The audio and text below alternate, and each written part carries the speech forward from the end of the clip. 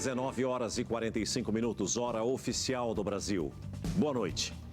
A polícia fez uma operação para combater empresas clandestinas de internet em comunidades do Rio de Janeiro. Segundo as investigações, os suspeitos tinham o apoio de traficantes para expulsar concessionárias que operavam legalmente. Na chegada a uma das comunidades na zona norte da cidade, os agentes se depararam com uma barricada em chamas. Era a tática dos traficantes para tentar dificultar a ação da polícia contra uma das atividades dos criminosos, a exploração ilegal de serviços de internet. As investigações começaram há 8 meses, depois que empresas legalizadas denunciavam que estavam sendo impedidas por traficantes de continuar vendendo serviços de internet. Eles expulsam os funcionários das outras operadoras de sinal de internet, vandalizam suas redes, se apropriam dos equipamentos deixados lá no local. Empresas ilegais, porém organizadas, com escritório e faixas espalhadas pela comunidade, detalhando os produtos. Essa aqui era, segundo a polícia, associada à maior facção criminosa do Rio, o Comando Vermelho. O dono foi preso em flagrante por receptação qualificada. Ele estava com cabos de uso exclusivo de concessionárias de telecomunicações e admitiu em depoimento que fazia repasses periódicos de dinheiro à liderança do tráfico, em forma de doações. A cerca de 2 quilômetros dali, o alvo foi uma empresa irregular supostamente vinculada a outra facção, o Terceiro Comando Puro.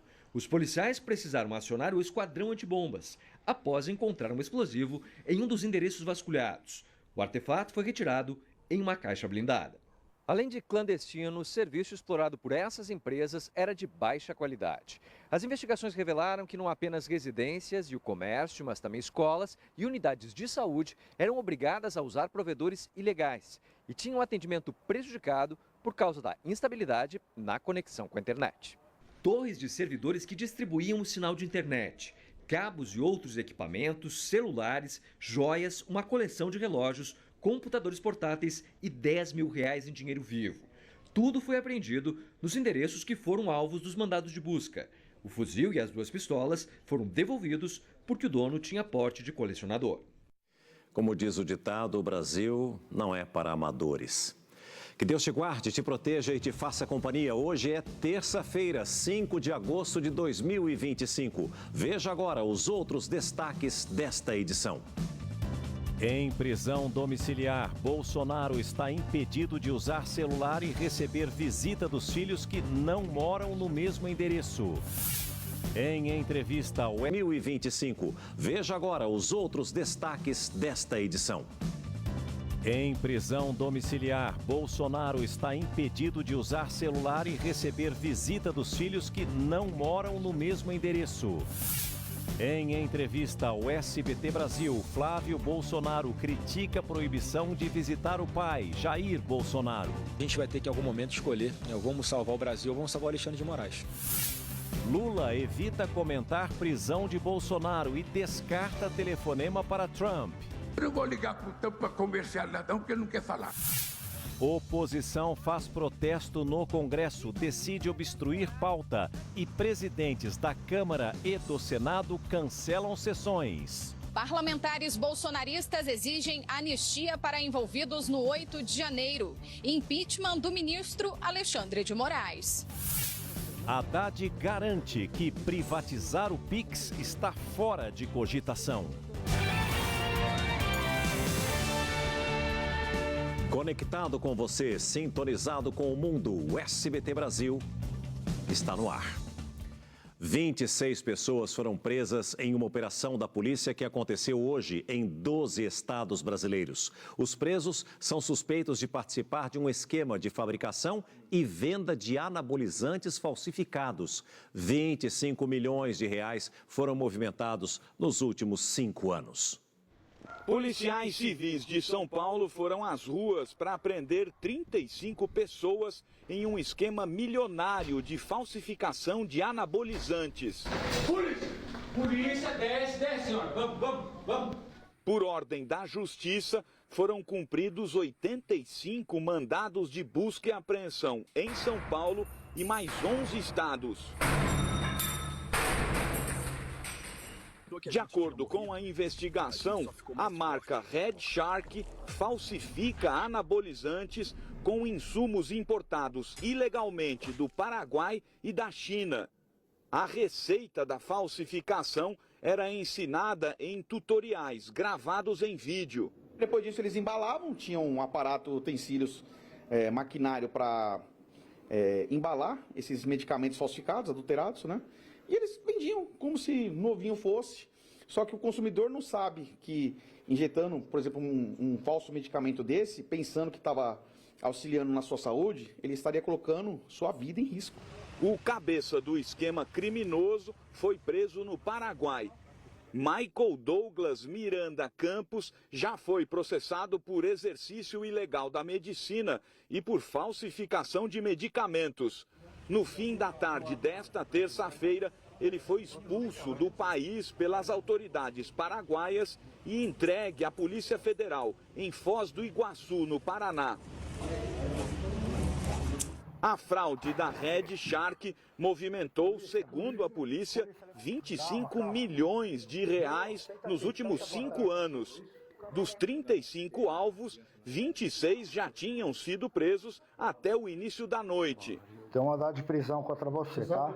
A investigação, que começou há mais de 1 ano, mostra que o golpe só deu certo graças aos influenciadores digitais do chamado mundo fitness.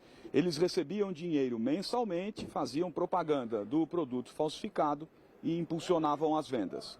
6 influenciadores tiveram as casas vasculhadas por ordem da justiça. As provas de envolvimento com a falsa marca foram encontradas nas redes sociais deles.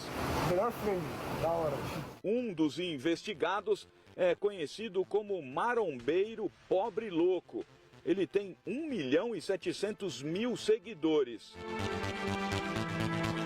Todos serão indiciados. Investigados é conhecido como marombeiro pobre louco. Ele tem 1.700.000 seguidores. Todos serão indiciados pela Polícia Civil nos próximos dias. O curioso é que nas casas deles não foram encontradas ampolas dos anabolizantes falsos. Eles propiciavam para jovens uma falsa enganação como se fosse um produto bom, mas eles de fato nunca usaram esse produto, que não tinha na casa deles. E eles mesmos falaram para os policiais que lá cumpriram, lá estiveram, que eles não usam esse medicamento, mas sim outros. Na delegacia, todos ficaram em silêncio e não por acaso. Os criminosos tinham uma cartilha para quando fossem presos: ficar tranquilo, não dedurar pessoas, não revelar quanto ganha e esperar o advogado. Tudo foi seguido à risca. A defesa de Renato dos Santos Lopes informou que ele é um patrocinado e não tem nenhum vínculo com os sócios da empresa investigada.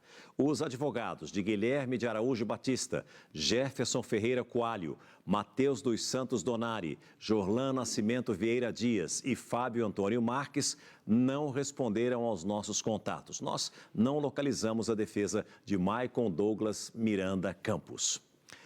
A Justiça Militar absolveu 5 policiais por envolvimento em um crime que chocou o Rio de Janeiro e o Brasil: a morte da jovem Kathleen Romeu, atingida por um disparo de fuzil durante uma operação. Quem vai trazer todas as informações agora, ao vivo e direto do Rio de Janeiro, é o Léo Santana. Léo, por que é que essa absolvição se refere a quais crimes? Por que isso aconteceu? Conta pra gente. Boa noite. Pelos crimes de fraude processual e falso testemunho, César. Boa noite a você e a todos que nos acompanham. Por 4 votos a 1, a auditoria da Justiça Militar absolveu esses PMs da acusação de fraudarem o local onde Kathleen morreu em junho de 2021. O voto contrário veio do único representante civil da corte. A designer de moda tinha 24 anos, estava grávida do primeiro filho quando foi atingida por um tiro nas costas. Naquele momento, a PM fazia uma operação no complexo de favelas do Lins, na zona norte do Rio. Os agentes foram acusados de alterar a cena do crime. Mas, de acordo com a decisão, o próprio processo indicava a falta de provas. A família de Kathleen fez um protesto antes do julgamento, que aconteceu na tarde de hoje. Lembrando que 2 desses PMs ainda irão enfrentar o júri popular pela morte da jovem. Eles estavam patrulhando a região quando ela foi morta.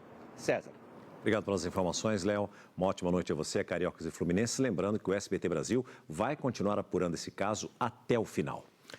O número de motoristas flagrados bêbados cresceu mais de 10% no Brasil, segundo a Secretaria Nacional de Trânsito. Motoboy há 33 anos, Djair foi atropelado enquanto trabalhava em Barueri, na Grande São Paulo. A imagem mostra o momento em que uma motorista atinge o rapaz que estava retirando uma encomenda há menos de 2 meses. Djair teve fraturas na coluna, no quadril e no fêmur. A mãe dele precisou improvisar um quarto na garagem de uma casa vizinha para cuidar do filho. O motoboy conta que a motorista que estava com a filha no carro tinha bebido. A mulher estava tão bêbada e não quis fazer o bafômetro, nem lembrava da filha que estava dentro do carro, uma criança de 5 a 6 anos. Dirigir sob o efeito de álcool é crime. O Código Brasileiro de Trânsito prevê multa, prisão de 6 meses a 3 anos e suspensão da carteira de motorista. Apesar do rigor da lei, quase 6.600 motoristas foram flagrados dirigindo embriagados só no mês passado. Um aumento de 11% em relação ao mesmo mês do ano de 2024. São casos que se repetem e com um componente em comum: motoristas bêbados ao volante. Na noite desta segunda-feira, um policial militar reformado bateu em um muro e atropelou uma criança de 6 anos, em Campina Grande, na Paraíba. O PM confessou que havia consumido bebida alcoólica, mas se recusou a fazer o teste do bafômetro. Um dia antes, em Cotia, na Grande São Paulo, outro motorista embriagado atropelou um grupo de pessoas que voltava da igreja. Uma mulher de 33 anos morreu. João Tadeu Quirino, de 61 anos, foi preso em flagrante. Neste fim de semana, na porta de uma igreja em Brasília, cerca de 20 pessoas que faziam fila para comprar pastel foram atingidas por um motorista bêbado e sem habilitação. 6 pessoas ficaram feridas. O motorista fugiu sem prestar socorro, mas se entregou e foi indiciado por dirigir sem habilitação, omissão de socorro e lesão corporal. Para este advogado especialista em direito do trânsito, a aplicação da multa e suspensão da carteira tem que ser simultâneas. Segundo ele, a demora provoca uma sensação de impunidade. Para que ele seja impedido de continuar dirigindo. Aí, se ele continuar dirigindo e ser multado, aí vai gerar uma cassação, que é uma pena mais grave ainda, que será sempre de 2 anos, e para voltar a dirigir, não depende mais do curso de reciclagem, mas ele passa por um processo de reabilitação. Sem conseguir trabalhar e sem renda, a família de Djair precisa de ajuda. Remédio caro de 150, 189 reais. Aí quem ajudou foi a mulher da adega, a dona da adega. Mas eles não estão ajudando em nada, nem procurar saber se eu estou vivo. Eu queria que tivesse, pelo menos, que tivesse justiça para ela não ficar tirando a vida de alguém. Porque ele podia estar morto.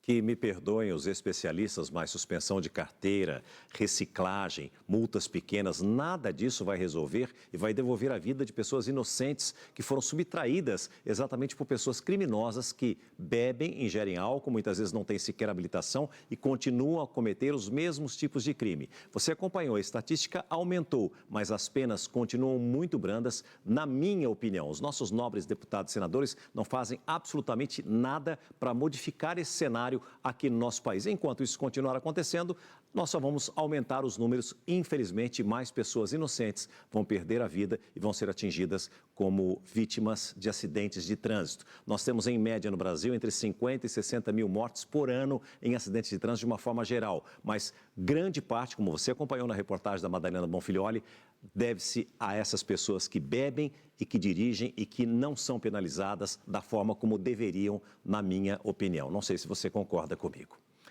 Recebeu alta a mulher vítima de mais de 60 socos dados pelo namorado dentro de um elevador em Natal. Ela passou por uma cirurgia de reconstrução dos ossos da face. Juliana Garcia dos Santos já está em casa, se recuperando junto com a família. Na última sexta-feira, ela foi submetida a uma complexa cirurgia de reconstrução facial em um hospital público de Natal.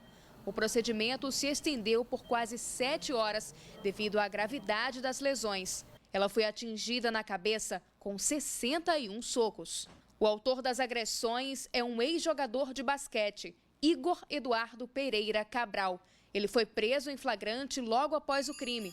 A Polícia Civil já concluiu o inquérito e indiciou o suspeito por tentativa de feminicídio. Com o indiciamento, a polícia entende que há elementos suficientes para apontar Igor como autor do crime. O inquérito foi encaminhado ao Ministério Público, que pode denunciar o suspeito à Justiça. Se a denúncia for aceita, ele se torna réu e o processo segue para julgamento.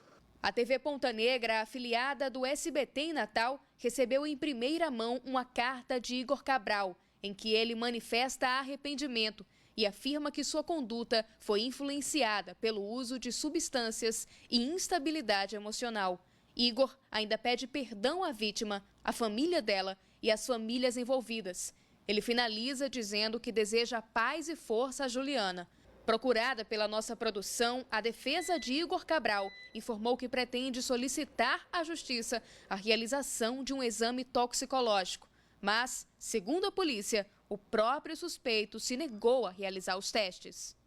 Independentemente deste caso que você acompanhou na reportagem, é mais um tipo de crime, o feminicídio, que só cresce no país e as penas, por mais que tenham sido atualizadas recentemente, na minha opinião, ainda são brandas demais. O ex-presidente Jair Bolsonaro entrou hoje no segundo dia cumprindo prisão domiciliar em Brasília após decisão do ministro Alexandre de Moraes. O nosso repórter Jesus Mosquera está desde ontem à noite, acompanhando toda a movimentação no condomínio onde mora Bolsonaro em Brasília e como que está hoje essa situação. Conta pra gente, Jesus, uma boa noite para você. Oi, César, boa noite para você, para todos que estão com a gente aqui no SBT Brasil. Olha, a Polícia Militar passou todo o dia de hoje fazendo rondas aqui na região para garantir a segurança do ex-presidente e, claro, dos moradores aqui do condomínio onde ele mora, nessa região de classe média alta aqui na capital federal. E agora à noite, essa Polícia Militar do Distrito Federal foi intensificada, até mesmo tendo em vista que já há uma concentração de apoiadores de Jair Bolsonaro na região central de Brasília, que prometem mais uma vez sair em carreata em apoio ao ex-presidente. Enquanto isso, amigos e políticos já começaram a pedir autorizações ao ministro Alexandre de Moraes para visitar Bolsonaro. Entre eles, o líder do Partido Liberal na Câmara, Sóstenes Cavalcante, o líder da oposição, o deputado Luciano Zucco, que inclusive solicita autorizações sem limite de quantidade de visitas ou pelo menos em dias pré-estabelecidos. Inclusive, o líder da oposição afirma nesse pedido que se Moraes negar a autorização, estará promovendo a ruptura com o princípio da separação dos poderes. Essa proibição de visitas foi um dos assuntos abordados em uma entrevista exclusiva concedida pelo senador Flávio Bolsonaro, filho de Jair Bolsonaro, ao SBT, e a gente confere a partir de agora na reportagem. O senador Flávio Bolsonaro, filho do ex-presidente, criticou a necessidade de autorização para visitar o pai durante a prisão domiciliar. Proibiu o filho de falar com o pai. Eu não sei qual é a democracia que eles estão defendendo. Eles estão destruindo a democracia a pretexto de defendê-la. Lamento muito que ele tenha ultrapassado essa linha ética e moral e tenha atacado a família do presidente Bolsonaro para atingi-lo. Flávio, que é advogado de formação, afastou a possibilidade de ser incluído no time jurídico do pai para ter direito a visitas restritas à defesa. Não, nesse momento que eu vou solicitar, por incrível que pareça, chegamos a esse ponto, eu vou solicitar autorização para o filho visitar o próprio pai.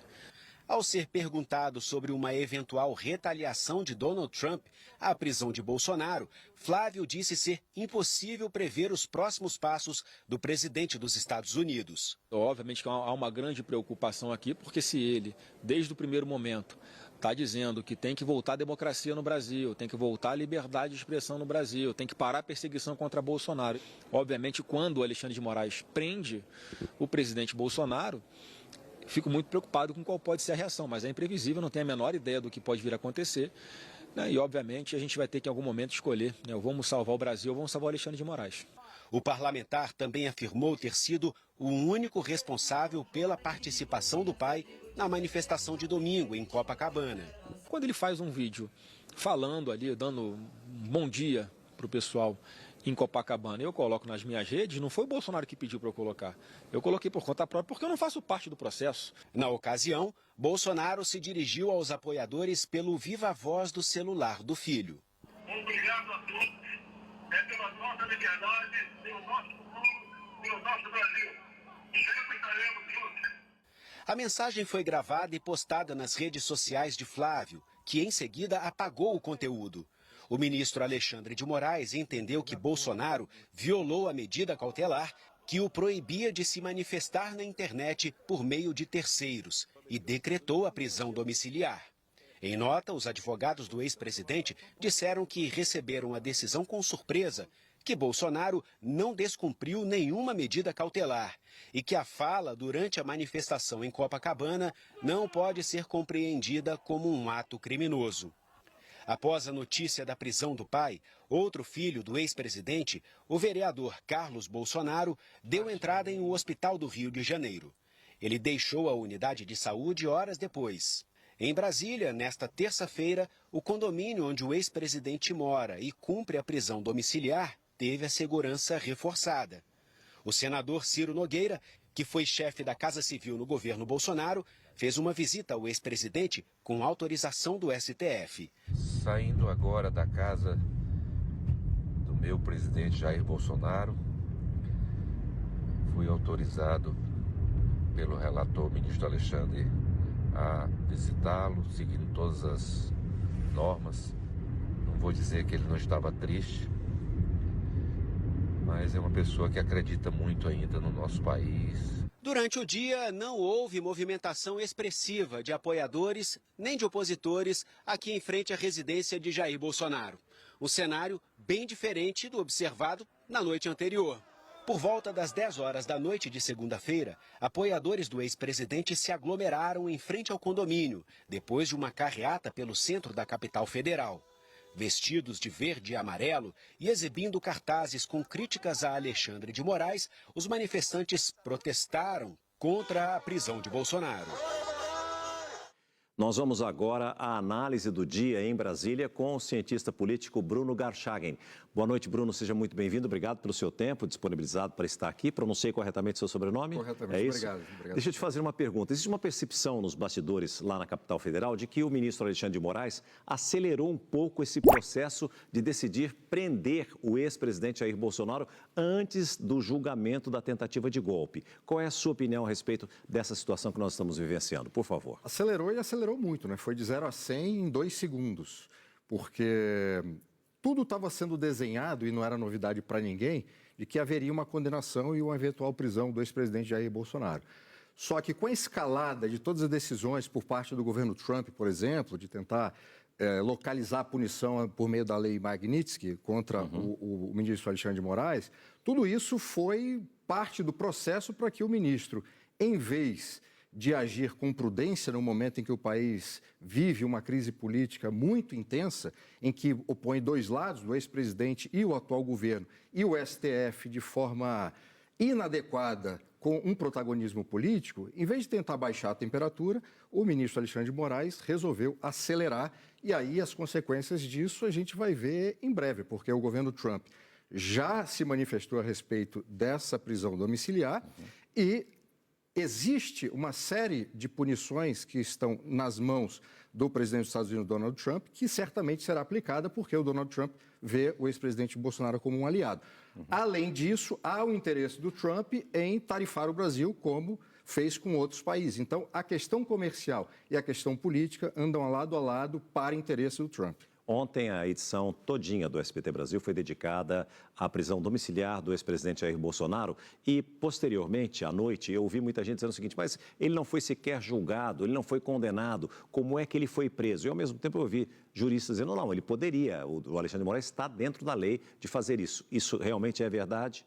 Olha, a discussão jurídica existe, mas o grande problema é que já havia uma série de restrições e o que aconteceu no domingo não justificaria uma medida tão drástica. Essa medida foi tomada como uma reação, uma espécie de vingança que é inaceitável no papel para um ministro do Supremo adotar dessa forma, em razão da decisão do Trump. Isso está claro para todo mundo. Tanto é que a repercussão dessa prisão domiciliar ela foi uma repercussão muito negativa contra o Alexandre de Moraes. Então, havia até aquele momento um certo consenso entre, obviamente, a oposição, mas entre a imprensa, entre os cientistas políticos, todo mundo que estava analisando o caso, para se colocar ao lado do Alexandre de Moraes. Tudo terminou com toda essa posição favorável terminou com a decisão da prisão domiciliar.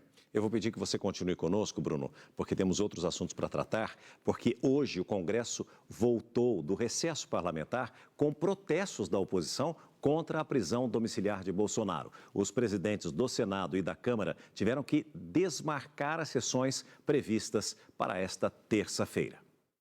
Parlamentares da oposição fizeram um ato na rampa do Congresso em defesa do ex-presidente e anunciaram a paralisação dos trabalhos do Legislativo. Não vamos deixar que a Câmara reabra os seus trabalhos enquanto não houver um diálogo sério para pensarmos nas soluções para o Brasil. Se é guerra que o governo quer, guerra o governo terá.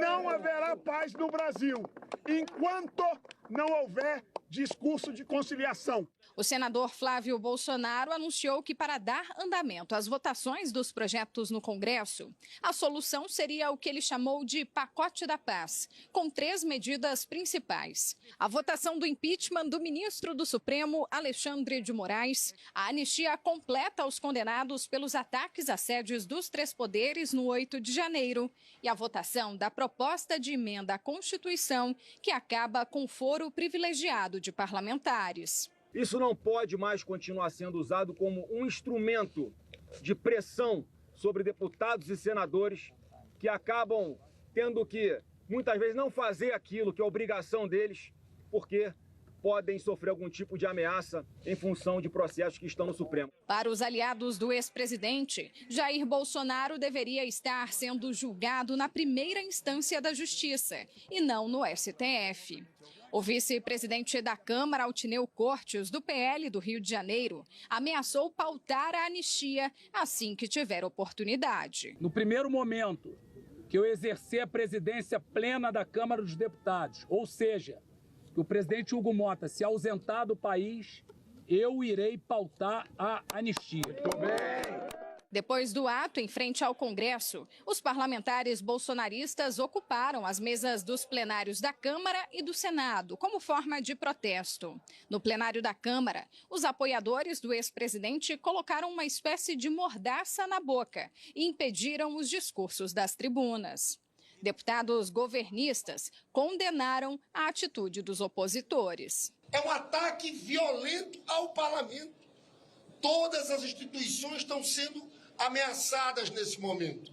Nós saímos do plenário, todos os nossos parlamentares estavam inscritos para falar, foram proibidos e nós estamos esperando o presidente da casa chegar para reestabelecer os nossos trabalhos. Enquanto o governo e a maior parte dos deputados e deputadas querem trabalhar pela redução dos impostos, querem avançar com o fim da escala 6x1, aqueles que planejaram um golpe à democracia sequestram a mesa da presidência e impedem os trabalhos de serem continuados. Após o dia de manifestações, os presidentes do Senado e da Câmara se pronunciaram por meio de nota. Davi Alcolumbre e Hugo Mota cancelaram as sessões desta terça-feira.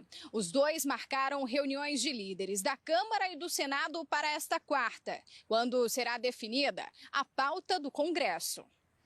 Bruno, conforme nós acompanhamos na reportagem da Vitória Mello, a oposição obstruiu essa pauta no Congresso na volta do recesso exatamente agora, né? Agora, em que medida essa pressão que nós acompanhamos aí na reportagem pode realmente levar os presidentes da Câmara e do Senado a colocarem para votação a anistia ao 8 de janeiro e ao impeachment de Alexandre de Moraes, ou esses dois fatores podem caminhar separadamente? Esses dois fatores caminham paralelamente.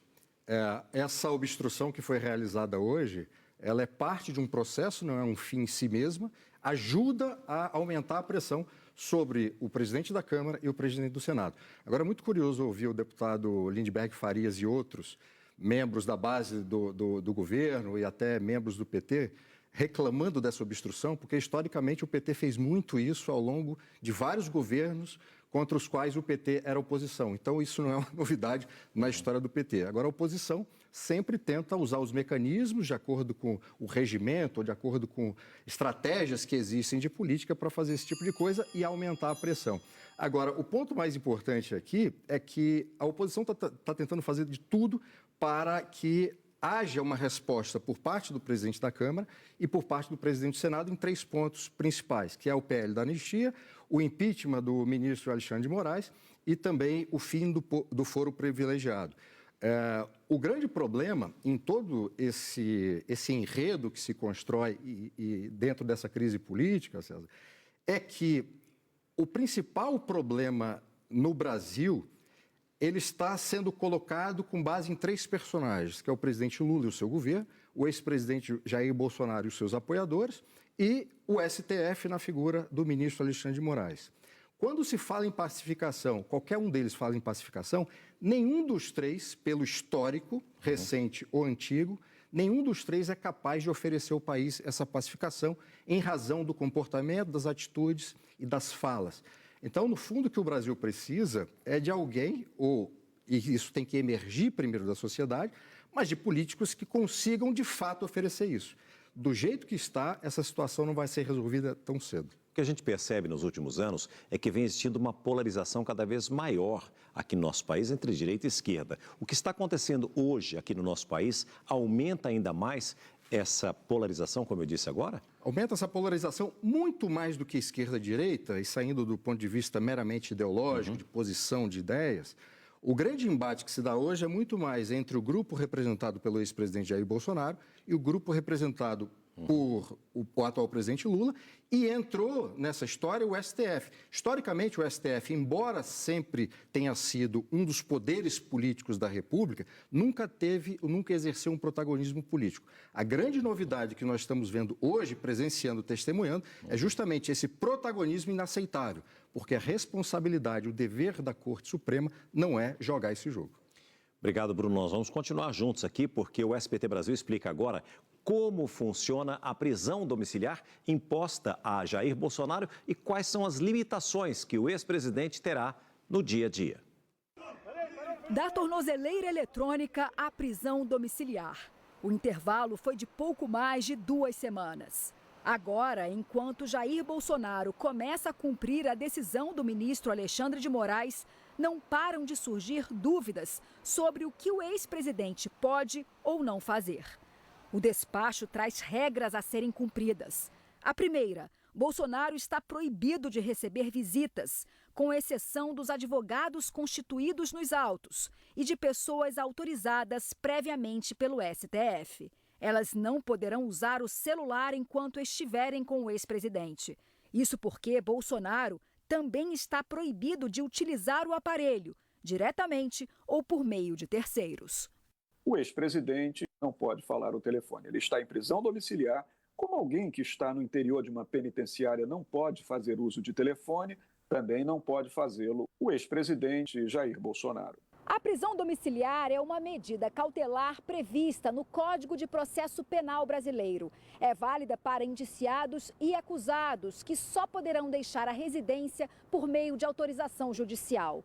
Ela também está prevista na Lei de Execução Penal, que determina que presos no regime fechado, que são portadores de doenças graves e maiores de 70 anos, possam cumprir pena em domicílio. Bolsonaro, que não é condenado, foi colocado em prisão domiciliar por descumprimento das medidas cautelares que já tinham sido determinadas por Alexandre de Moraes. O ex-presidente continua proibido de acessar as redes sociais. E agora também não pode fazer ligações nem pelo telefone fixo. As restrições, no entanto, não incluem acenar da janela ou do jardim de casa para vizinhos ou apoiadores. Como qualquer preso, em caso de emergência, pode ser levado ao hospital, Mas para consultas eletivas, depende de autorização judicial. Em relação a seus filhos, um que é deputado, o outro que é senador, o outro que é vereador, esses que não moram na residência do presidente em Brasília, se forem visitá-lo, terão que ter a prévia autorização judicial. Mas dentro de casa ele pode, claro, conviver harmônica e regularmente com esposa, filha, enteada. Não há nenhuma vedação nesse sentido. Mas, pela lei, Bolsonaro pode assistir televisão, incluindo o conteúdo das plataformas de streaming. Ele não está incomunicável com o mundo, né? Ele está apenas incomunicável por telecomunicações, quer dizer, passar e receber mensagens é o alvo, o objeto dessa restrição, mas não receber informações, enfim, públicas ou assistir jornais ou ter acesso ao que acontece dentro do mundo. Vamos nos lembrar, inclusive, que até presos, até pessoas que estão encarceradas podem ter contato com o mundo. Mas e Michele Bolsonaro, a enteada e a filha deles? Podem usar o celular ao lado do ex-presidente? As restrições têm de ser impostas apenas a ele. E se não há condição de elas serem cumpridas, isso é um problema, claro, que o juiz tem de resolver, e não a pena ou a restrição a ele ser estendida a todo mundo que está no entorno dele apenas para que não haja descumprimento. Nos Estados Unidos, o governo Donald Trump condenou a prisão domiciliar de Jair Bolsonaro e criticou o ministro Alexandre de Moraes do Supremo Tribunal Federal. As reações imediatas vieram da diplomacia norte-americana. Em português, o escritório do Hemisfério Ocidental do Departamento de Estado, que cuida de assuntos da América do Sul, publicou: o ministro Alexandre de Moraes, já sancionado pelos Estados Unidos por violações de direitos humanos, continua usando as instituições brasileiras para silenciar a oposição e ameaçar a democracia. Impor ainda mais restrições à capacidade de Jair Bolsonaro de se defender publicamente não é um serviço público. Deixem Bolsonaro falar. A nota afirma ainda que os Estados Unidos condenam a ordem de Moraes, que impôs prisão domiciliar a Bolsonaro, e vão responsabilizar todos aqueles que colaborem ou facilitem condutas sancionadas. O secretário adjunto do Departamento de Estado, Christopher Landau, também se manifestou. Ele escreveu: um dos desafios de ser um funcionário público é que suas ações estão sujeitas a críticas. Aparentemente, ninguém disse isso a Moraes. O diplomata ainda afirmou que os impulsos desenfreados do ministro estão arrastando a corte e o país para o território desconhecido de uma ditadura judicial. Na semana passada, o porta-voz da diplomacia norte-americana afirmou que não falaria sobre novas sanções, mas que a inclusão do nome do juiz do STF na lista do Departamento de Tesouro é um indicativo do quão sério o governo daqui trata o assunto liberdade de expressão. Na Casa Branca, a última vez que o presidente Donald Trump falou sobre o Brasil foi na sexta-feira. As pessoas que comandam o país fizeram a coisa errada, disse Donald Trump quando afirmou pela primeira vez que o presidente Lula poderia ligar para ele a qualquer momento. Nos bastidores, fontes brasileiras afirmam que o governo norte-americano pode sancionar pessoas ligadas ao entorno de Alexandre de Moraes, a depender das reações no Brasil diante das medidas já anunciadas pela Casa Branca. O governo dos Estados Unidos cancelou os vistos de Moraes, de parentes dele e de aliados do ministro no STF, segundo a publicação do chefe da diplomacia, Marco Rubio. Nós ainda temos muito para mostrar para você, que vai ver junto comigo a seguir. Imagens desmentem versão de policiais sobre execução com fuzil de morador em situação de rua em São Paulo. E ainda, presidente Lula não pretende ligar para Trump para falar sobre tarifas, mas vai convidá-lo para a COP30. Aguarde, o SBT Brasil volta já. Continue com a gente.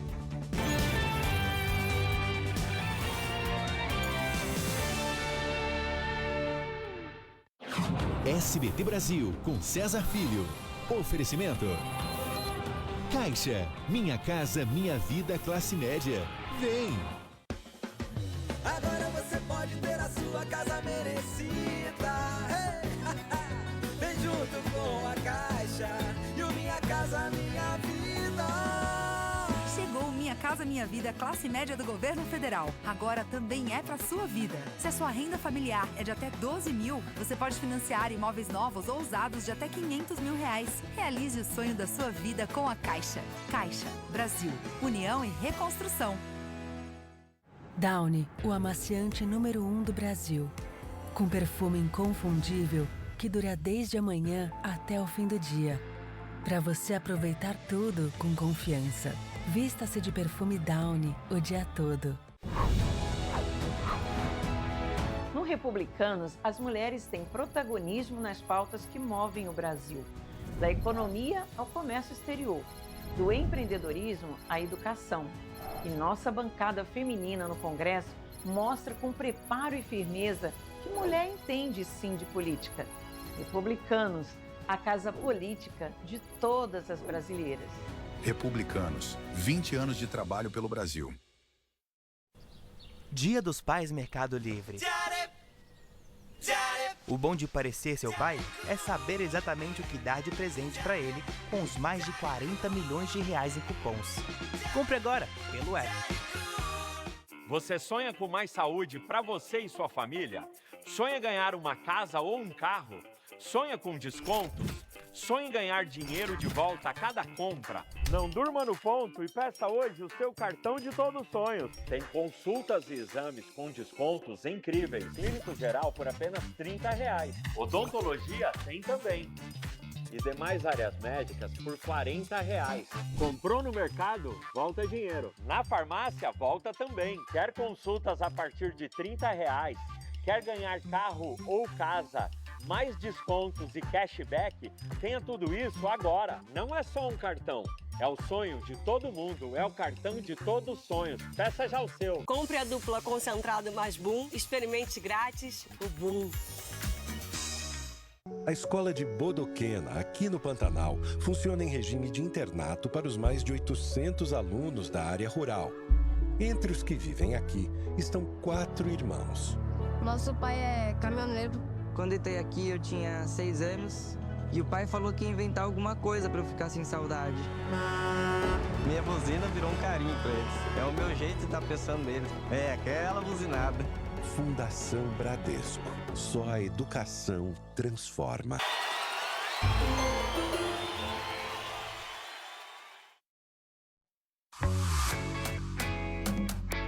O Pé de Meia é o programa que veio para transformar o sonho dos nossos jovens.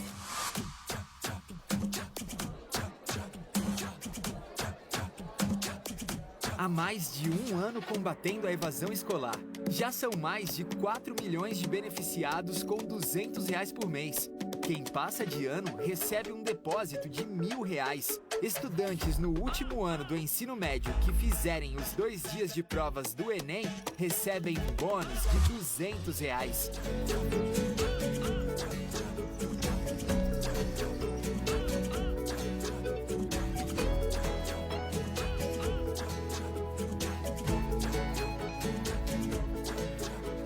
Pé de Meia é um incentivo para você frequentar as aulas e investir nos seus sonhos. Ministério da Educação, Brasil, União e Reconstrução. O Viva a Sorte do Dia dos Pais vai levar mais de 5 milhões de reais aí para sua casa. Presenteie seu pai com uma cartela que pode mudar tudo. São 50 motos, 10 caminhonetes e 5 casas mobiliadas na sua cidade. E ainda tem a Roleta da Sorte para dar um giro na sua vida. São 100 motos, 10 carros, caminhonetes e 300 mil prêmios para você ganhar na hora. Girou, ganhou. Compre já o seu pelo app ou ponto de venda. Vem viver o inverno gaúcho. Viver o inverno gaúcho é viver um inverno sem igual. Viva o friozinho gostoso. Viva o sabor. Viva os aromas. Viva a natureza. Viva a diversão. Viva o romance. Tá vendo como tá tudo pronto esperando por você? Agora com licença que eu vou ali viver as minhas férias no inverno gaúcho.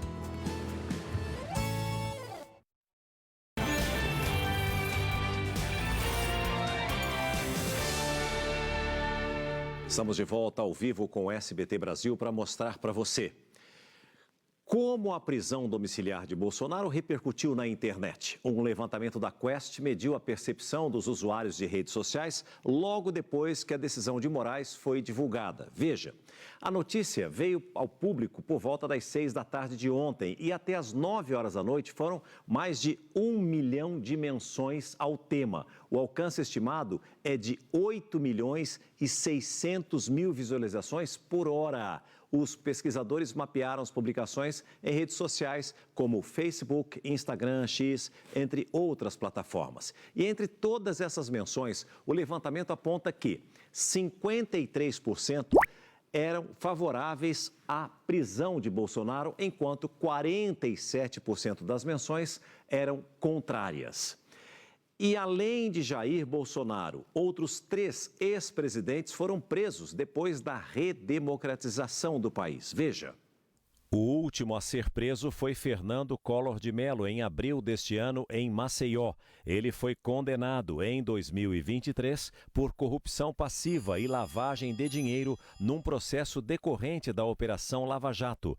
Para a Justiça, Collor recebeu 20 milhões de reais para viabilizar contratos da BR Distribuidora. Ele passou 5 dias preso, mas o ministro Alexandre de Moraes atendeu ao pedido da defesa e determinou o cumprimento da pena em regime domiciliar. Alvo de impeachment, Collor foi presidente do Brasil entre 1990 e 1992. Também num desdobramento da Lava Jato, o ex-presidente Michel Temer foi preso 2 vezes em 2019, mas ficou apenas alguns dias na cadeia. Um inquérito investigava se licitações para a construção de uma usina nuclear teriam sido fraudadas para favorecer 2 empresas, uma delas de um amigo de longa data de Temer, preso na mesma operação.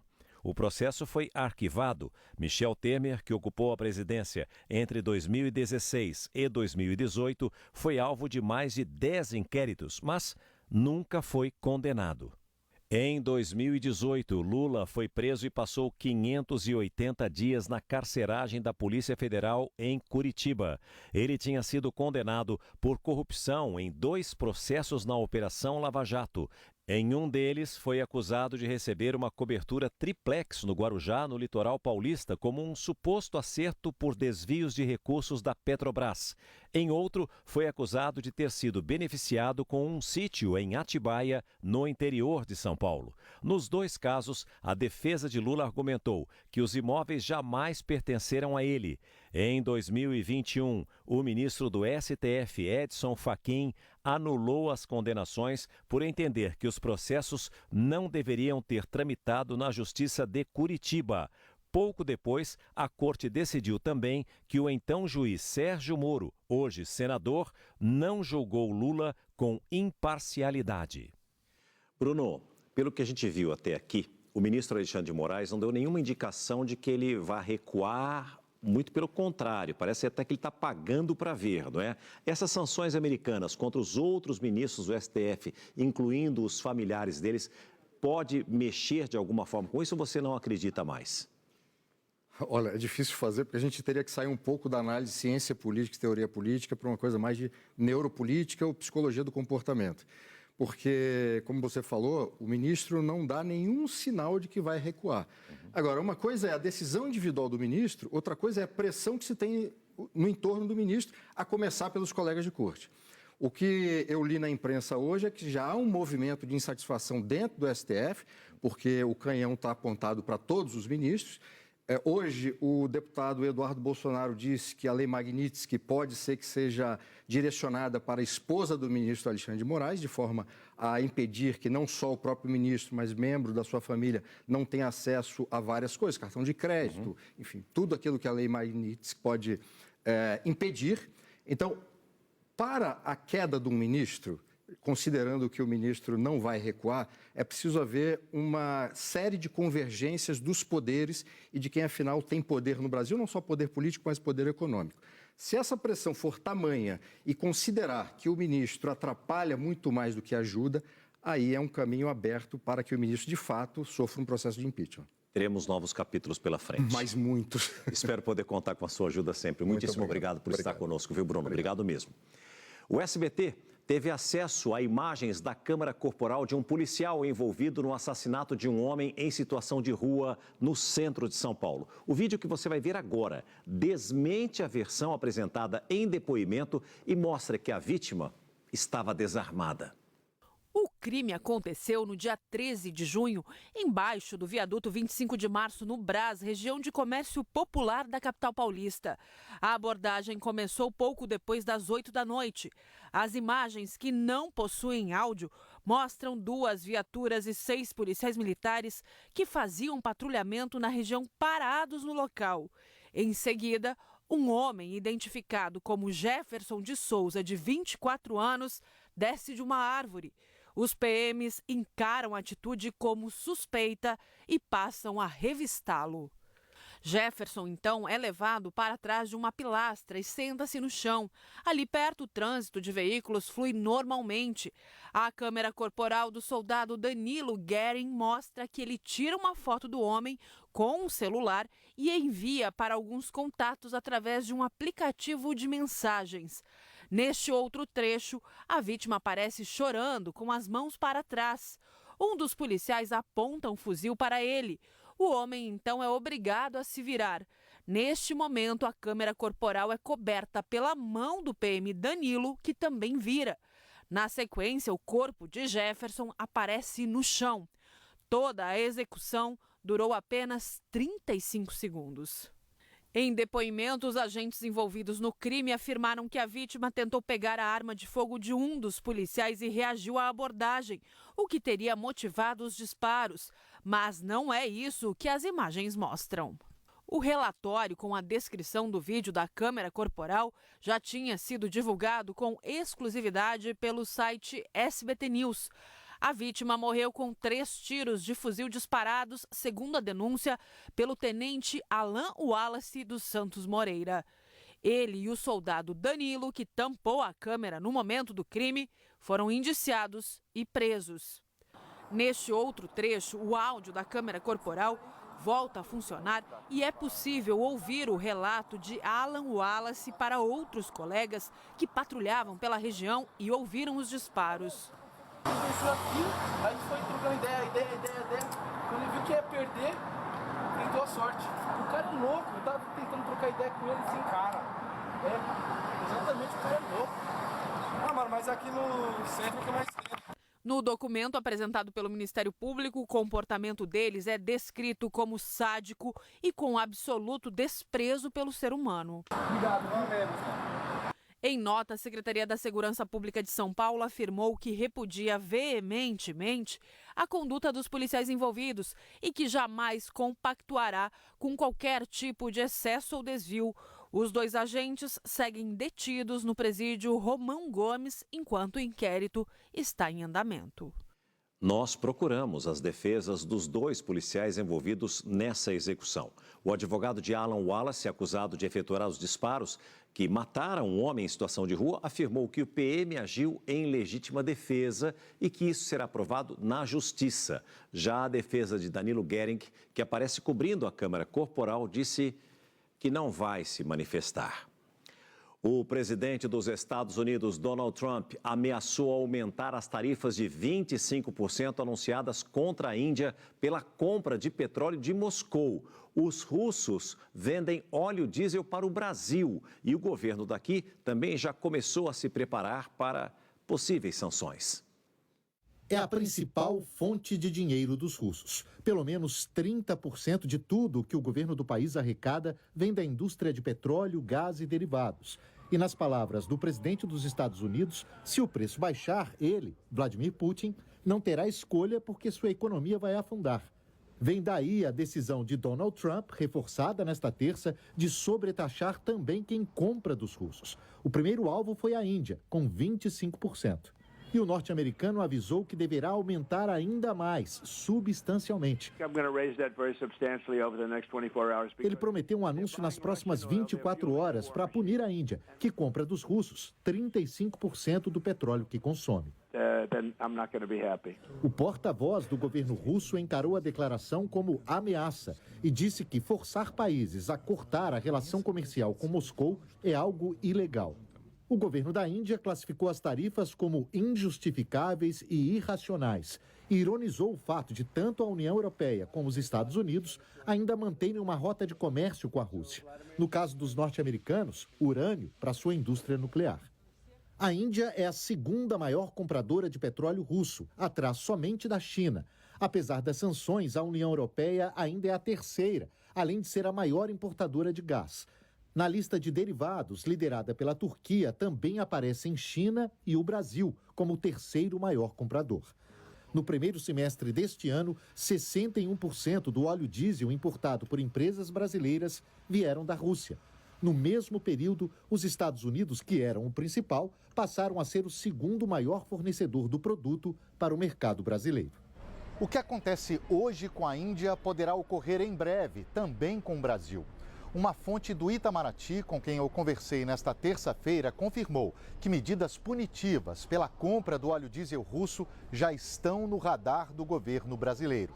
Se não forem anunciadas pelo próprio presidente Donald Trump, poderão vir pelo Senado dos Estados Unidos, onde há um projeto sendo elaborado com amplo apoio e que deverá ser votado no próximo mês. Se virar lei, o presidente norte-americano terá ainda mais poderes para aplicar sanções em países que, como o Brasil, compram petróleo e derivados da Rússia. A Ucrânia defende este tipo de sanção, que agora fica mais provável com a mudança de humor do presidente Trump em relação a Putin. Na sexta-feira, termina o prazo dado pelo norte-americano para que a Rússia concorde com uma solução para o conflito. Se isso não acontecer, Trump ameaça impor pesadas tarifas de 100% ou mais aos produtos do país. Continue com a gente, você vai ver a seguir. A nossa equipe flagra a venda ilegal de linha chilena na internet e também no comércio de rua do Rio de Janeiro. E o impacto do tarifaço para os micro e pequenos exportadores. Esses e outros assuntos junto comigo, aqui no SBT Brasil. Até já!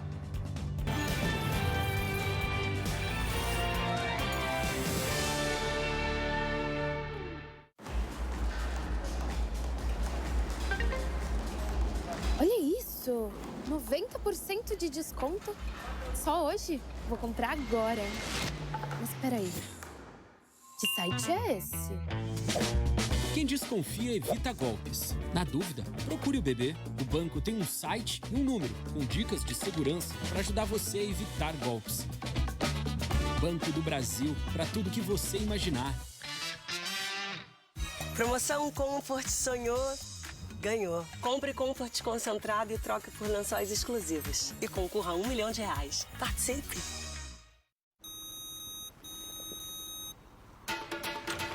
Onde tem sonho, tem corre. Mas e se a dor parar você?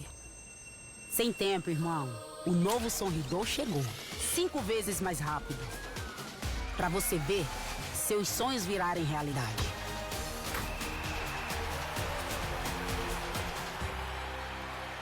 Novo Sonridor. Sem tempo para dor. Dá pra Rexona me deixar cheirosa no corpo todo? Até no...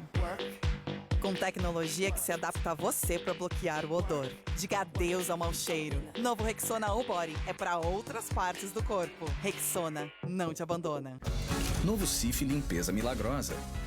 Remove 100% da sujeira difícil sem esforço. Uau! Em mais de 100 superfícies. Parece milagre, mas é Cif. Quer ver como transformar R$2 em R$500 milhão? Você vai pegar R$2 e comprar o seu título do Hipercap. O prêmio principal dessa semana é de R$500 milhão. E você ainda concorre a muitos outros prêmios. Não é mágica, é Hipercap. Compre, compre, compre! Com apenas R$2 você pode realizar seus maiores sonhos. Acredite! Com o Hipercap você pode! Ih, pode dar ruim! Ou pode dar a glória eterna! Amstel, todas as emoções em jogo. Beba com moderação. Eu sou o Usain Bolt e gosto de fazer as coisas rápido. E agora o que já era rápido ficou ainda melhor. O rápido ficou ainda melhor. O rápido ficou imbatível. Novo Omo Ciclo Rápido. Remove a sujeira e o suor. O único que limpa e perfuma em 15 minutos. Para eliminar maus odores, um perfume extraordinário. Novo Omo Ciclo Rápido. O rápido ficou imbatível.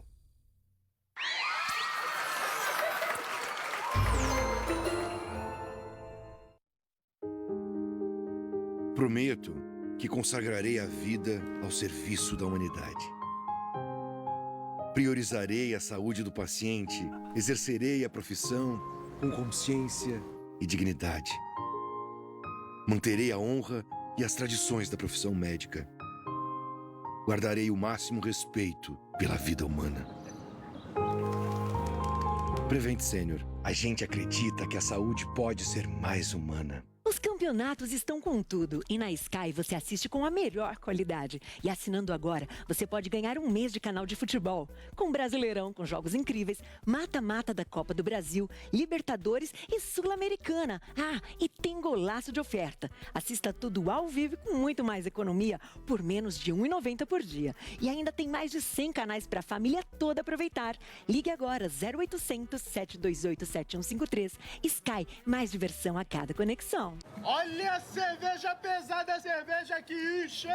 Amigo, me vê uma! Nossa, essa é top. Pô, Juninho, cerveja amarga na praia.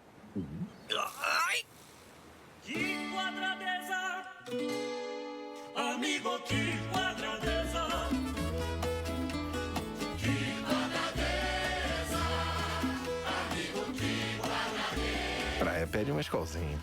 A cerveja que desce é redonda. Beba com moderação. Já criamos o Mais Médicos, o Farmácia Popular e ampliamos o SAMU.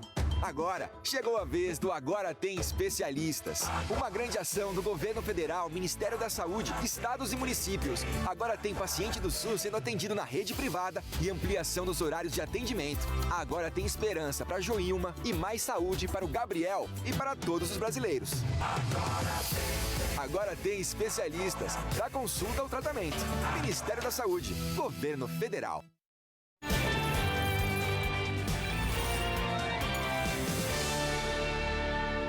O SBT Brasil está de volta, trazendo sempre a melhor informação ao vivo para você. Na véspera do início do tarifaço americano, o presidente Lula evitou comentar a prisão domiciliar do ex-presidente Jair Bolsonaro. Nós vamos direto para Brasília falar com o Murilo Fagundes, que conhece todos os bastidores da capital federal e traz os detalhes para a gente. Murilo, ontem eu perguntei insistentemente para você, se não me falha a memória, em 2 ocasiões, né, se o presidente Lula havia se manifestado a respeito da prisão domiciliar do ex-presidente Jair Bolsonaro. Você me disse não e, pelo visto, ele vai demorar a fazer isso, César. Você confirma isso para mim mais uma vez? Boa noite para você. Exatamente, César. Tudo continua com a mesma estratégia. Uma ótima noite a você e a todos que nos acompanham.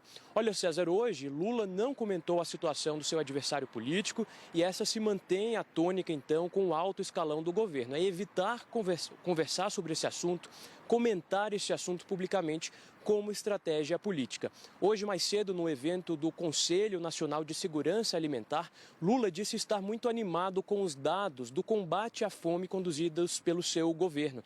E disse, então, que tem apenas um impasse de momento, que é, então, essa relação com os Estados Unidos. Foi quando o presidente minimizou o conflito com o norte-americano Donald Trump e disse que resolver o problema com os Estados Unidos seria mais fácil do que acabar com a fome no Brasil.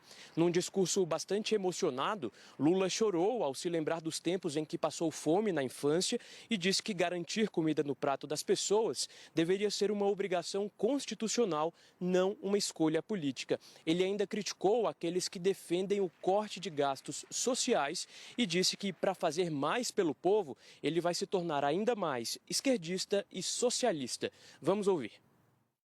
Cada vez mais eu tenho que fazer mais. Significa que cada vez eu vou ficar mais esquerdista, vou ficar mais socialista e vou ficar achando que a gente pode mais. A gente, se deixar o governo e entrar uma coisa qualquer nesse país, a fome volta outra vez. Porque não é prioridade. Não deveria ser um compromisso de um governo, deveria ser uma obrigatoriedade constitucional. No governo que tiver alguém passando fome, tem que decapitar o presidente. A um dia do tarifaço dos Estados Unidos contra produtos brasileiros, o presidente Lula disse que não vai telefonar para Donald Trump porque ele não quer conversar. Lula participou de uma reunião no Palácio do Itamaraty com integrantes do chamado Conselhão. O presidente falou em ligar para Donald Trump, não para falar de tarifaço, mas para fazer um convite, participar da cúpula do clima em Belém. Eu não vou ligar para o Trump para comercial não, porque ele não quer falar. Mas pode ficar certo, Marina. Eu vou ligar para o Trump para convidá-lo para vir para a COP, que eu quero saber o que ele pensa da questão climática. Lula criticou a forma como o tarifaço foi anunciado e atribuiu a medida a motivações eleitorais. A única coisa que eu quero é ser tratado com respeito. E esse país merece respeito. E o presidente norte-americano não tinha o direito de anunciar as taxações como ele anunciou para o Brasil. Não tinha. Poderia ter pegado o telefone, poderia ter ligado para mim, poderia ter mandado ligar para o Alto, poderia qualquer um. Estaríamos ávidos a conversar. E depois do pretexto da carta e o pretexto da taxação, não é nem política, é eleitoral. Lula também mencionou o PIX como uma das possíveis motivações por trás da escalada comercial. Eu gostaria que o presidente Trump fizesse uma experiência com o PIX nos Estados Unidos. Para ele pagar uma conta, ele ia ver que é uma coisa moderna. E qual é a preocupação deles? É que se o PIX tomar conta do mundo, os cartões de crédito irão desaparecer. Na mesma linha, o ministro da Fazenda disse que o PIX não será privatizado e criticou a pressão de empresas estrangeiras contra a tecnologia criada aqui no Brasil. E nós não podemos nem sonhar, nem pensar, nem imaginar em privatizar algo que não tem custo para o cidadão. Não tem custo. Então, imaginar que nós vamos ceder à pressão de multinacionais que estão se incomodando com uma tecnologia, isso está completamente fora de cogitação. A resposta do Brasil ao tarifaço não virá de imediato nesta quarta-feira. O governo ainda prepara medidas que só devem ser divulgadas no dia 18 de agosto. A avaliação é de que Trump pode ceder, mesmo após o início da cobrança das tarifas. Logo, sem subir o tom, poderia haver mais possibilidade de sucesso em eventuais negociações. O ex-presidente do Banco Central, Roberto Campos Neto, classificou as críticas dos Estados Unidos ao PIX como um barulho passageiro. Vamos retornar a Brasília agora com a repórter Paula Cuenca. Conta tudo pra gente, Paula. Uma boa noite para você.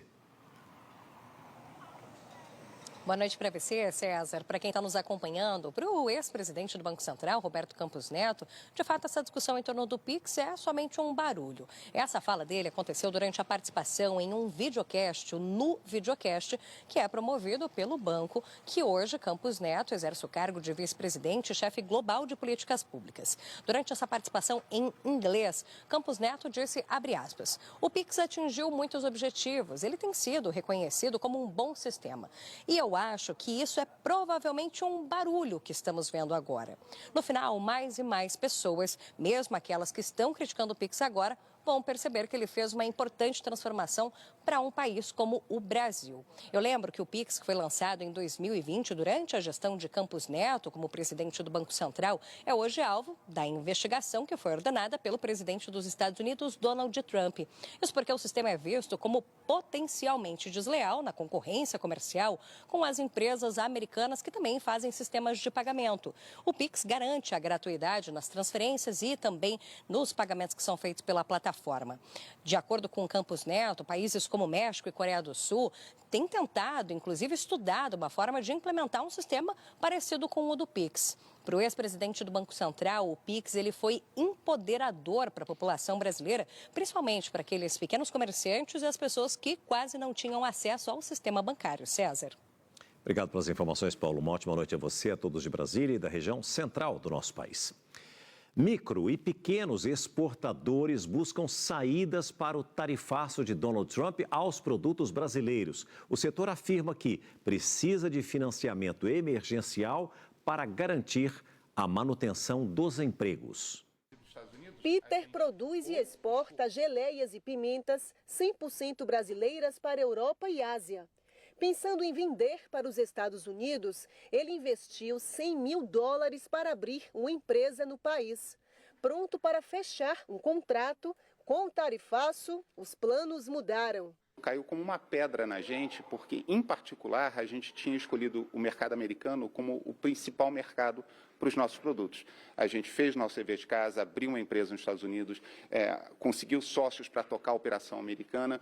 O empresário agora articula negociações com outros países. O Canadá está batendo na minha porta, tem um negócio quase fechado com uma rede na região de Quebec. E tem com a China uma conversa que estava dormindo, voltou a acontecer. Eu acho que, enfim, é ruim para todo mundo, mas no longo prazo é muito ruim para o próprio Estados Unidos, né? Porque eu vou usar, eu preciso vender. Então, se eu não vou vender para eles, eu vou vender para outro. Segundo os dados do Ministério do Desenvolvimento, Comércio, Indústria e Serviços, cerca de 3.600 micro e pequenas empresas exportam para os Estados Unidos hoje. E apesar de representar pouco mais de 1% no volume das exportações, esse grupo de empresas responde por $500 bilhão em negócios. E essas pequenas empresas estão acostumadas a exportar para os Estados Unidos. Ela não consegue, da noite para o dia, ir para um outro mercado. Tem que se preparar, tem que conhecer o mercado potencial, tem que ver quem é o cliente, tem que ver se o seu produto pode ser exportado para lá. O presidente da Confederação das Associações Comerciais e Empresariais do Brasil lembra que é preciso garantir os empregos no setor e, para isso, defende a criação de um fundo de apoio financeiro para micro e pequenos exportadores. Essas pequenas empresas têm, com a exportação para os Estados Unidos, da ordem de mais ou menos 700 mil empregos, né? O que precisa é ter um plano do governo para ajudar essas empresas financeiramente, em contrapartida, elas vão manter os empregos, nós não podemos perder emprego, né? E fazer com que elas possam trabalhar e poder buscar novos mercados. O Conselho de Ética da Câmara instaurou hoje o processo que pode levar à cassação do deputado André Janones, do Avante de Minas Gerais. A acusação é de supostas falas homofóbicas sobre o também deputado Nicolas Ferreira, do PL Mineiro. O próximo passo é o sorteio entre 3 integrantes do Conselho para designar o relator do caso. Janones já teve o mandato suspenso por 3 meses em 11 de julho, pelo mesmo caso. A Polícia Civil do Rio de Janeiro abriu um inquérito para investigar a morte de um motociclista vítima de uma linha chilena. Mesmo proibido por lei, o material continua sendo vendido livremente.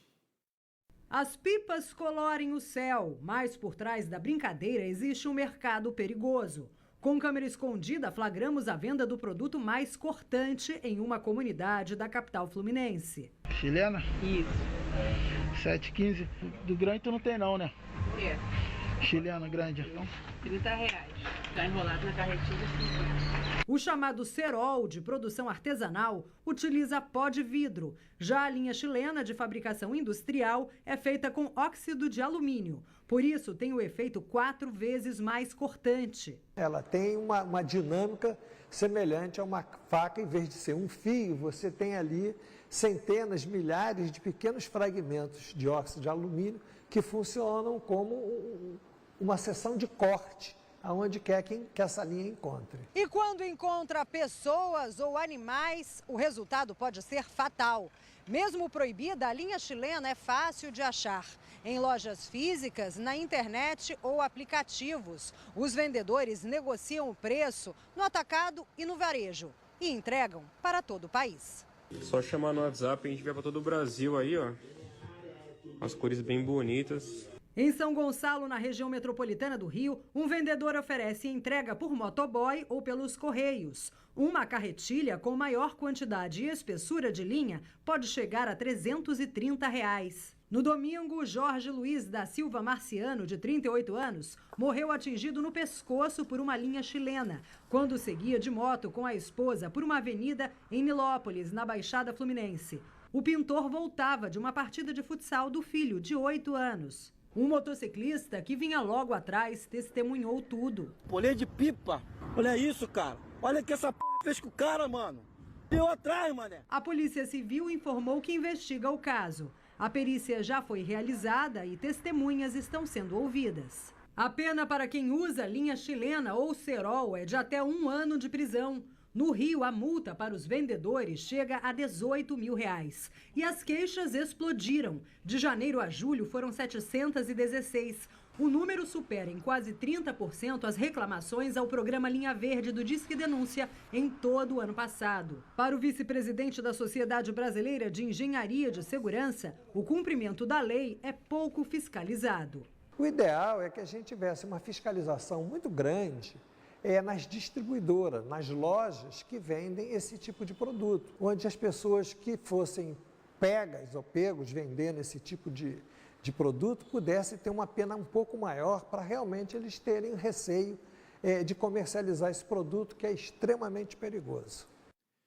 Você deve se lembrar, e nós já noticiamos aqui no SBT Brasil, que o Parlamento da Itália aprovou em maio deste ano uma lei que restringe o direito à cidadania apenas a filhos e netos de italianos nascidos no exterior, restando a via judicial para aqueles que quiserem tentar reverter essa situação. Mas a Corte Constitucional da Itália reafirmou que os pedidos de cidadania feitos até o dia 27 de março de 2025 devem seguir a legislação anterior, ou seja, sem limite de gerações. A decisão garante segurança jurídica a milhares de pessoas, especialmente aqui no Brasil. A Polícia Rodoviária Federal apreendeu mais de 100 quilos de ouro em Roraima. Durante uma patrulha em Boa Vista, os policiais pararam uma caminhonete onde estavam 2 adultos e uma criança de colo. Ao revistarem o carro, os agentes encontraram 104 quilos de barras de ouro, avaliadas em cerca de 60 milhões de reais. O casal se recusou a informar a origem e o destino da carga. O motorista foi preso em flagrante. O relatório final da investigação sobre o acidente envolvendo o submarino Titã foi divulgado hoje. A tragédia foi causada por problemas no projeto e graves falhas de segurança. O Titã desapareceu e implodiu em uma expedição aos destroços do navio Titanic em 2023. De acordo com o novo relatório, o casco do submersível não resistiu à pressão da água. O documento apontou falhas nos processos de certificação, manutenção e inspeção. Segundo a Guarda Costeira Americana, o desastre que matou 5 pessoas poderia ter sido evitado. O SBT estreia no próximo sábado, logo depois do SBT Brasil, a 11ª temporada do Bake Off Brasil. Há mais de uma década, o reality show culinário reúne participantes amadores de várias regiões do país em busca do título de melhor confeiteiro. 18 confeiteiros amadores em disputa. Teve um participante que nunca tinha feito uma entrega de bolo. Ele falou, sou amador, eu quero me arriscar. Foi lá e entregou. Ele ia lá e pedia ajuda aqui e ali e entregava. Todos os competidores serão avaliados pela chefe Becca Milano e pelo italiano Giuseppe Gerundino. A apresentação do programa volta a ser dela, a jornalista Nadja Haddad. Voltar para o Bake Off, um lugar onde eu sempre amei estar e onde eu amava me dedicar, é muito nobre, é muito gostoso. E eu me sinto mais evoluída, muito mais empatia, já que me tornei mãe. Muito antes do programa iniciar, Becca Milano conta que as provas já começaram a ser preparadas. Mas nesta temporada, por causa do nível dos participantes do reality, eles precisaram dificultar a competição no meio das gravações. A gente teve que elevar o nível dessas provas que já estavam criadas, já estavam testadas, para se adequar ao nível deles, ao nível técnico desses competidores, que é um nível muito homogêneo, ou seja, muito igual. Assim, a gente não teve um competidor que logo se destacou. Então tá surpreendente, tá doce, tem muita emoção e tenho certeza que vocês vão gostar de acompanhar. A tradicional tenda do Bake Off Brasil, marca registrada do reality, conta agora com uma horta, onde os confeiteiros podem colher ingredientes como ervas, hortelã e laranja para usar nas receitas. Está longe de ser uma temporada óbvia, porque todos os participantes são muito bons, com o mesmo nível de confeitaria e se superam a cada episódio. A temporada 2025 vai ter 19 episódios e vai manter o formato consagrado da competição, que testa habilidades técnicas e criativas dos confeiteiros amadores em provas temáticas.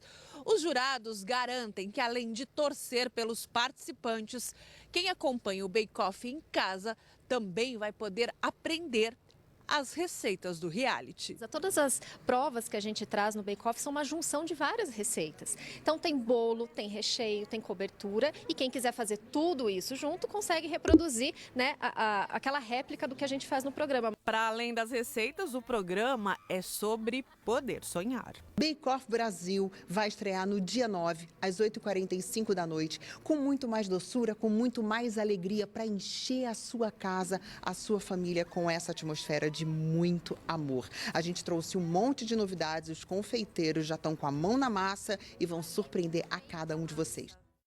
E tá bom mesmo. Você fica agora com as filhas da senhora Garcia. Obrigado a você que liga e se liga todo dia, o dia todo, junto com a gente aqui no SBT.